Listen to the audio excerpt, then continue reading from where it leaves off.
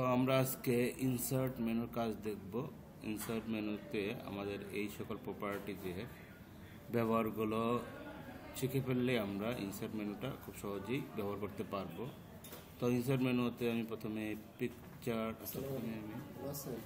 হ্যাঁ তো আমরা প্রথমে টেবিল ইনসার্ট করা নিয়ে শিখবো। টেবিল এখানে ক্লিক করি। আমরা একটি টেবিল কয়েকভাবে ইনসার্ট করা যায়। এটা হচ্ছে ড্র। প্রথম যে প্রক্রিয়াটা দেখাবো এটা হচ্ছে ড্র প্রক্রিয়া। আমরা যত কলাম যত রো লাগবে আমরা এইভাবে নিতে পারবো। তো আমরা এরকম নিলাম। তো এই হচ্ছে আমাদের একটা টেবিলের পরিচয় করে দিই। এগুলো হচ্ছে কলাম। প্রথম কলাম, দ্বিতীয় কলাম, তৃতীয়, এটা চতুর্থ, এটা পঞ্চম কলাম। আর এগুলো হচ্ছে একটা রো। তাহলে এখানে রো কয়টা আছে? একটা, দুইটা, তিনটা রো আছে। এখন আমরা এখানে কিছু লিখলাম। এখানেও আমরা একটু যদি লিখি, আমরা আসলে এইভাবে এলোমেলো না লিখে কিছু লিখি। নেম, রোল, ক্লাস, তারপরে result, name, roll, class, section, তারপর রেজাল্ট। তারপরে এখন আমরা এইটার বিভিন্ন কাজ দেখব। নেম মনে করো এ, এটা হচ্ছে বি। এখন আমরা মনে করো নেম আর রোলের মাঝখানে একটা কলাম ইনসার্ট করব। নেম আর রোলের মাঝখানে কি ইনসার্ট করব? একটা কলাম ইনসার্ট করব। তা আমরা কি চাচ্ছি? আমরা নেম আর রোলের মাঝখানে কলাম ইনসার্ট করতে যাচ্ছি। তাহলে আমরা যে কাজটা করব, রোল বা নেমে যে কোনো জায়গায় ক্লিক করে, আচ্ছা আমরা রোলের উপর ক্লিক করে রাইট বাটন ক্লিক করব। তো রাইট বাটন ক্লিক করলে এখানে আমরা যাব ইনসার্ট। তারপর ইনসার্টের ঘরে কি লিখছে? Insert column left. তো আমরা বলছি নেম আর রোলের মাঝখানে। আমাদের কার্সরটা আছে রোলের মধ্যে, তাহলে আমরা ইনসার্ট কলাম রাইট দেব। আমাদের কার্সরটা আছে যেহেতু রোলের মধ্যে, তো রোলের বাম দিকে যাবে। রাইট বাটন ক্লিক করি, ইনসার্ট কলাম লেফট। এরকম তোমরা ইনসার্ট কলাম ইনসার্ট করতে পারবে। এখন মনে করো এই কলামটা আমরা ডিলিট করতে চাই। রাইট বাটন ক্লিক করব। এই কলামটা ডিলিট করেছে, রাইট বাটন ক্লিক করে ডিলিট সেলে ক্লিক করব।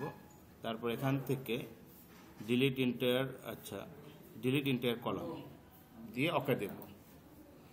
এখন মনে করো আমরা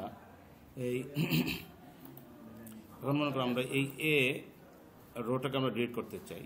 তাহলে রাইট বাটন ক্লিক করে তারপর ডিলিটে যাব। তাহলে ইন্টায়ার রো, তাহলে আমাদের এই রোটা ডিলিট হয়ে গেল। এখন আমরা নেম এবং বির মাঝখানে আমরা একটা কি ইনসার্ট করতে চাই? রো ইনসার্ট করতে চাই। তাহলে আমরা ধরো বিতে ক্লিক করব। ক্লিক করে রাইট বাটন ক্লিক করে ইনসার্টে যাব। এখন আমাদের কার্সরটা আছে বিতে, তাহলে কি হবে? রো অ্যাবভ হবে, তাহলে উপরে হইল। আর আমরা যদি বির নিচে আনতে চাই, তাহলে বিতে ক্লিক করে রাইট বাটন ক্লিক করে ইনসার্ট রো বিলো দিতে হবে। তাহলে এইভাবে আর কি। আর সেল ডিলিট করা যায়। সেল ডিলিট করতে গেলে সেলের উপর রাইট বাটন ক্লিক করে ডিলিট সেল। তারপরে এই সেলটা ডিলিট করলে কি হবে? শিফট সেল লেফট নাকি শিফট সেল আপ, যেটাই করি আমরা করি, লেফটে শিফট হয়ে গেছে। ওকে, তাহলে টেবিল আমরা প্রথমে যে টেবিলটা ইনসার্ট করলাম এটা হচ্ছে ড্র। এখন আমরা আরেকভাবে ইনসার্টে গিয়ে আরেকভাবে টেবিল ইনসার্ট করবো, সেটা হচ্ছে ইনসার্ট টেবিল। এখান থেকে আমরা number of column, number of rho দিব। তো নাম্বার অফ কলাম দিলাম মনে করো 3 দিলাম, আর নাম্বার অফ রো দিলাম মনে করো 3।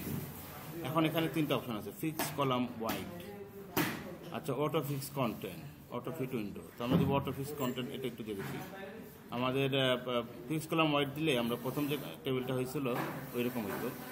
আর অটো ফিট কন্টেন্ট এটা একটু শেখাই দিই। তাহলে এখানে দেখো 3টি কলাম 3টি রো হয়েছে। এই হচ্ছে প্রথম রো, এটা দ্বিতীয় রো, এটা তৃতীয় রো, প্রথম কলাম, দ্বিতীয় কলাম, তৃতীয় কলাম। এখন আমরা এটা ফিক্স এটা আমরা যা লিখবো সেই অনুযায়ী ঘরটা কিন্তু বড় হবে। সেই অনুযায়ী কী হবে ঘরটা? আশা করি বুঝতে পারতেছে। যত লিখবো সেই অনুযায়ী বড় হবে। তো এইটা আমরা শিখলাম। আমরা আর একটা জিনিস শিখবো।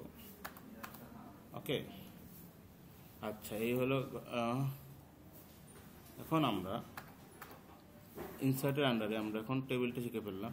আমরা এখন শেপটা শিখবো। শেপের ভিতরে আমরা প্রথম যে উপাদান টেক্সট বক্স, এটা নিয়ে এটা ব্যবহার শিখবো। এটা হচ্ছে আমরা টেক্সট বক্স মনে করো আমরা নিলাম। টেক্সট বক্স নিয়ে মনে করো আমি চাইলে এখানে যে কোনো লেখা লিখতে পারি। টেক্সট বক্স নিয়ে লিখলে কী হবে, সুবিধা কি, এটাকে মুভ করা যায়, এটাকে চাইলে যে কোনো জায়গায় মুভ করে রাখা যায়, এটা একটা সুবিধা আছে। আচ্ছা, আমি চাইলে টেক্সট বক্সের ভিতরে যে কোনো লেখা লিখতে পারি, অথবা টেক্সট বক্সের ভিতরে আমি চাইলে টেবিলও ইনসার্ট করতে পারি। ইনসার্ট টেবিল, ধরো আমরা এই ছোটো একটা টেবিল ইনসার্ট করলাম। তো এটা সুবিধা কি, টেক্সট বক্সের ভিতরে টেবিল ইনসার্ট করলে টেক্সট বক্স টেবিলটা সহজে মুভ করা যায়। যেমন আমি যদি এখানে ক্লিক করি, এখানে দেখো টেবিলটা মুভ করা যাচ্ছে, কিন্তু এই টেবিলগুলো সহজে মুভ করা যাবে না, এই টেবিলগুলো সহজে মুভ করা যায় না, এলোমেলো সমস্যা হয়। ঠিক আছে, তাহলে এই হচ্ছে টেক্সট বক্সের ব্যবহার। এখন আমরা টেক্সট বক্সের মনে করো এই যে চারপাশ দিয়ে যে রেখাটা, আমি ভালো মতো লক্ষ্য করো, টেক্সট বক্সের এই চারপাশের রেখাটাকে যদি আমরা মুছতে চাই, তাহলে টেক্সট বক্সের রেখার উপর ডাবল ক্লিক করতে হবে। ক্লিক করে শেপ আউটলাইনে গিয়ে নো আউটলাইন দেবো, তখন টেক্সট বক্সের আউটলাইনটা চলে গেছে। ঠিক আছে, তাহলে এখান থেকে আমরা টেক্সট বক্সের ব্যবহারটা শিখলাম। টেক্সট বক্সের ভিতরে আমরা চাইলে লেখাও লিখতে পারি, অথবা বিভিন্ন টেবিল এগুলো নিতে পারি। এখন আমরা শেপের ব্যবহার দিতে আরও কিছু। এখান থেকে মনে করো আমরা এইটা নিব ওভাল, তো এখানে শেপটা চাপ দিলে ওভালটা সুন্দর করে বৃত্তাকার হবে। দেখো ওভালের ভিতরে কালারটা কি, ভিতরের কালারটা হচ্ছে নীল। আমরা চাইলে কালারটা চেঞ্জ করতে পারি। আমরা এখানে ক্লিক করে যদি লাল দিই তো লাল হবে।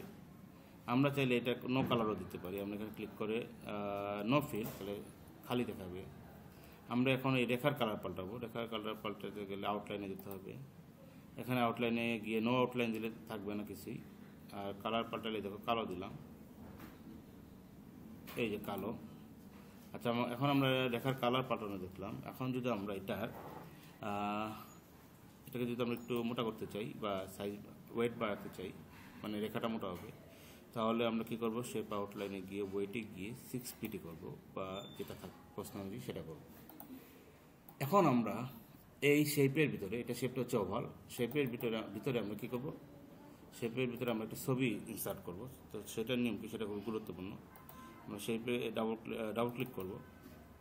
এখন শেপ ফিলে ক্লিক করব। শেপ ফিলে ক্লিক করে এই দেখো পিকচার অপশন আছে। তো এখানে পিকচার অপশানে ক্লিক করে ওয়ার্ক অফলাইনে যাব, তাহলে আমাদের হার্ড ডিস্ক দেখাবে। এখান থেকে আমরা যে কোনো একটা পিকচার, এখানে যে পিকচারটা আছে সেটাই নিচ্ছি। তো এইটা দ্বারা ফিল হয়ে গেল। এখন আমরা চাইলে এটাকে যদি মুভ করি, ছবি সহ মুভ হবে। তাহলে শেপের ভিতরে কীভাবে পিকচার নেওয়া হয় সেটাও দেখতে পারলে। তো আমরা আরও কিছু ইনসার্টের ভিতরে আছে, আমরা আরও কিছু শেপের ব্যবহার দেখবো। ধরো এটা হচ্ছে রেক্ট্যাঙ্গেল, তো আমরা রেক্ট্যাঙ্গেল নিলাম। এখন রেক্ট্যাঙ্গেলের ভিতরে কালার পরিবর্তন করতে গেলে শেপ ফিল, বাকিটা আগের মতো সব শেপের নিয়ম একই। কালার পরিবর্তন করলাম, কালার যদি না দিতে চাই নো ফিল। এটা রেখা যদি মোটা করতে চাই একই নিয়ম, আউটলাইন দিতে হবে। এটাকে ছবি দ্বারা যদি ফিল আপ করতে চাই তাহলে শেপ ফিলে গিয়ে ইমেজ পিকচার দিতে হবে। এটাকে আবার আমরা চাইলে এটাকে আবার গ্রেডিয়েন্ট দিতে পারি, বিভিন্ন স্টাইল দিতে পারি। ওকে, আচ্ছা, এখন আমরা ইনসার্টের ভিতরে শেপগুলো, তোমরা এই শেপগুলো নিয়ে ব্যবহার করে দেখবে। এখানে অ্যারো চিহ্নটা লাগে, অ্যারো এই দেখো অ্যারো চিহ্ন দিলাম, এই যে অ্যারো চিহ্নগুলো লাগে। এটা রেখার কালার পাল্টাতে একই নিয়ম, শেপ আউটলাইন, কালার দাও ব্ল্যাক, এটাকে মোটা করে দাও। এটা আশা করি তুমি বুঝতে পারছো, এরকম ব্যবহার করে দেখবে। এখন ইনসার্টের আন্ডারে আমরা আরও কিছু কাজ দেখব। এখানে আমরা সরাসরি পিকচারও নিতে পারি কোনো একটা পেজে। তো তার আগে আমরা কি করব, তার আগে হচ্ছে আমরা এখানে ক্লিক করবো, এখানে একটা ছবি ঢুকাবো। ওকে, একটু দাঁড়াও, ইনসার্টে গেলাম, ইনসার্টে গিয়ে পিকচার থেকে যে কোনো একটা ছবি আনলাম, ছবি চলে আসছে। ঠিক আছে, তাহলে এই হচ্ছে টুকটাক দেখলাম। ছবিতে আমরা ছবির সাইজ ছোটো বড়ো করতে গেলে যেখানে ধরবো।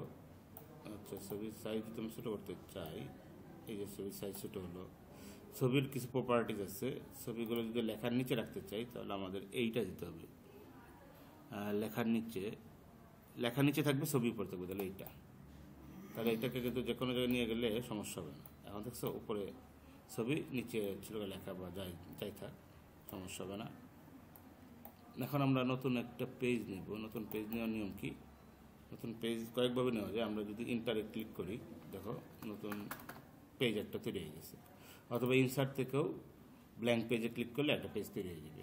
ওকে, তো এখন